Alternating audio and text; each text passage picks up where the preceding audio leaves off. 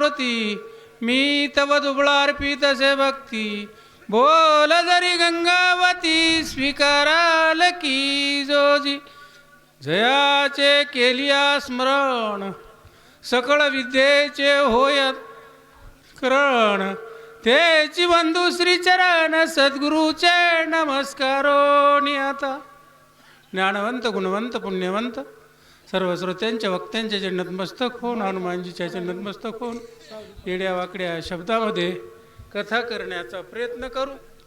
कथेचं अनुसंधान अशा प्रकारचं आहे. या ठिकाणी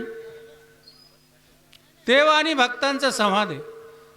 हनुमंतराय असणारे भक्त आणि देवादिदेव प्रभू रामचंद्र असणारे देव, देव आणि भक्ताचा असणारा प्रेमानं झालेला हा संवाद आहे.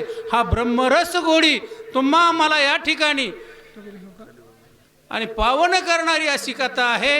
अमृतापेक्षा गोड कथा आहे. अशा प्रकारचं त्या ठिकाणी लक्ष्मण जे असणारं त्या ठिकाणी शक्ती लागलेली प्रभू रामचंद्रानं हनुमंतरायाला विनविलं, सुषेण वैद्यानं विनविलं आणि नंतर हनुमंतराय असणारा सज्ज झालेला आहेत. कशासाठी?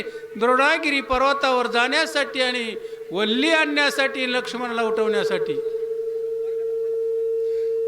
आणि लगेच असणारा त्या ठिकाणी हनुमंतरायानं त्या ठिकाणी अक्राळ विक्राळ रूप धारण केलं. अंगावर केस असणारे त्या ठिकाणी उभा राहिले आणि हनुमंतराय सज्ज झाले. लाल विंगळासारखे डोळे केलेत हनुमंतरायानं. अशा प्रकारचं त्या ठिकाणी भयासुर अशा प्रकारचं रूप असणारं प्रगट केलं आणि हनुमंतराय आणि उड्डाण करण्यासाठी सज्ज झालेले आहे. ऐकून त्याचा भुभुकार दचके कैलासी शंकर ब्रह्मांडे हडबडले थोर घोरांदर मांडिले. त्या ठिकाणी हनुमंतरायानं मोठ्यानं अशा प्रकारचा भुभुकार केला. कसा केला? प्रभू रामचंद्र भगवान की जय. अशा प्रकारचा असणारा हनुमंतरायानं त्या ठिकाणी भुभुकार केला आणि सज्ज झालेले आहेत. ह्या भुभुकारामुळे काय परिणाम झाला?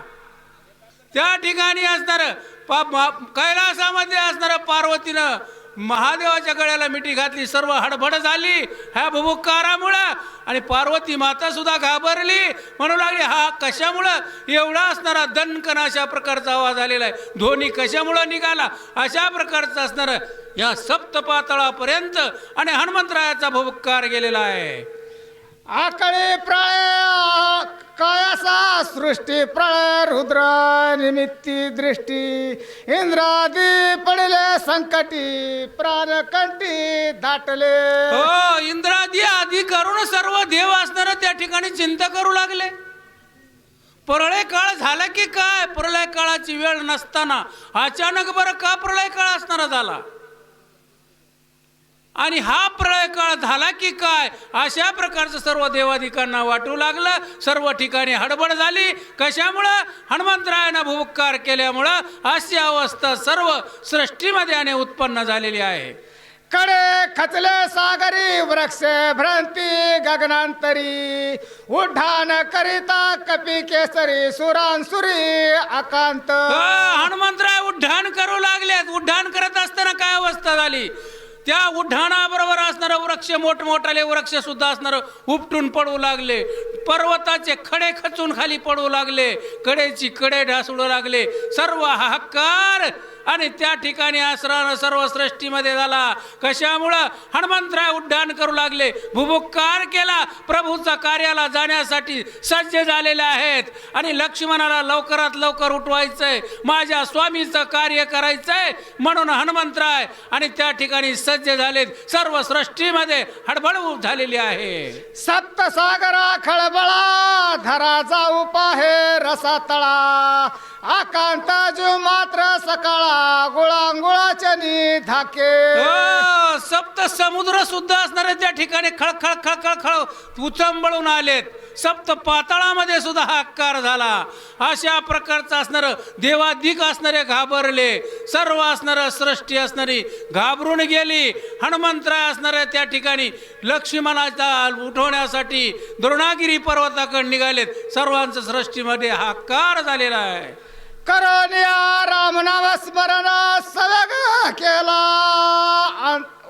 केले उठान न लागता हरदक्षण सागर संपूर्ण कर्मियला त्या ठिकाणी हनुमंतरायाने रामनामाचा उच्चार केला. कसा केला? प्रभू रामचंद्र भगवान की जय.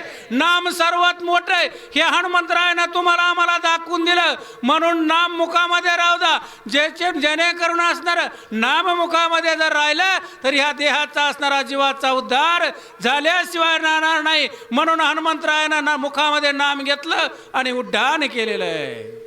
उपरा उपरी गगनांतरी सत्य लोकापर्यंत वरी गेली उठाणाची थोरी विक्रम भारी कपीची त्या ठिकाणी असणारा सत्य लोकापर्यंत हनुमंतरायानं त्या ठिकाणी उड्डाण केलेलं आहे. इतकं आकाशामध्ये उंच गेलं. त्या ठिकाणी 4 समुद्र पार करून असणारा हनुमंतरायाचं उड्डाण केलं. कशामुळं?